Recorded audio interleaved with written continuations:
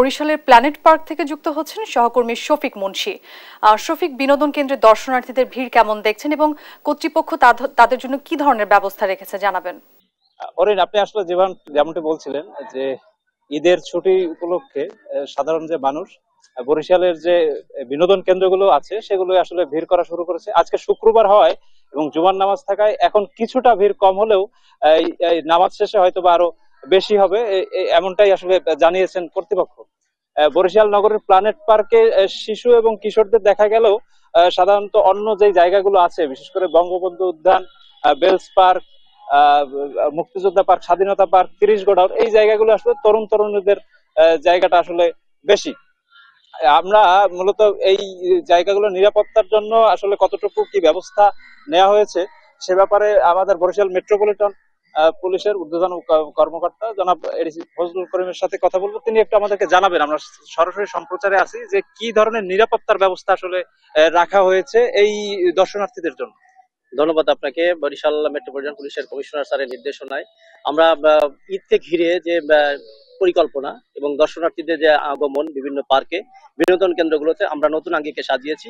আমরা ঈদের আগেও আমরা নতুন ভাবে পরিকল্পনা নিয়েছিলাম, ঠিক ঈদকে কেন্দ্র করে আমরা আবার অন্যভাবে পরিকল্পনা সাজিয়েছি। আমরা বিশেষ করে বঙ্গবন্ধু উদ্যান, প্ল্যানেট পার্ক, 30 গোডাউন, তারপরে আপনার বধ্যভূমি, টর্চার সেল, তারপরে রয়েছে তালতলা, এখানে নদীর এলাকায় যে পরিকল্পনা, সব জায়গায় আমরা অস্থায়ী পুলিশ কন্ট্রোল রুম স্থাপন করেছি, যাতে বরিশাল অঞ্চলের লোকজন যেন বিনোদন কেন্দ্রগুলোতে এসে তারা নিরাপদ বোধ করে এবং স্বাচ্ছন্দ্যে তারা যেন ঘুরে বেড়াতে পারে, ঈদের ছুটি যেন তারা সুন্দরভাবে কাটাতে পারে।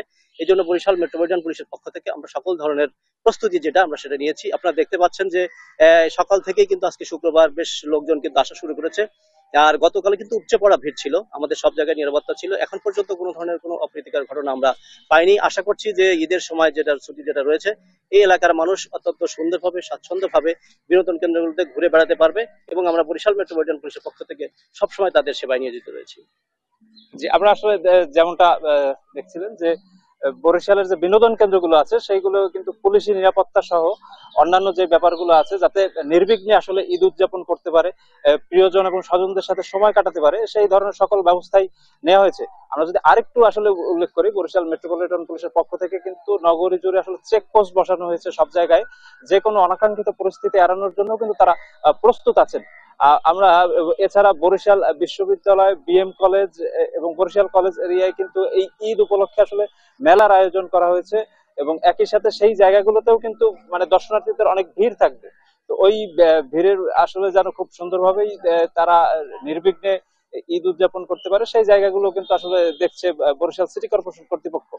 আমরা আসলে আরো জানার চেষ্টা করেছিলাম যে বরিশাল সিটি কর্পোরেশনের পক্ষ থেকে কিন্তু আমাদেরকে জানানো হয়েছে যে নগরীর যে বিনোদন কেন্দ্রগুলো আছে সেই জায়গাগুলো যেন কোনোভাবে নোংরা বা অপরিষ্কার অপরিচ্ছন্নতা না থাকে, সেই ব্যাপারেও কিন্তু আসলে পদক্ষেপ নিয়েছে বরিশাল সিটি কর্পোরেশনের মেয়র জনাব আবুল খায়ের আব্দুল্লাহ।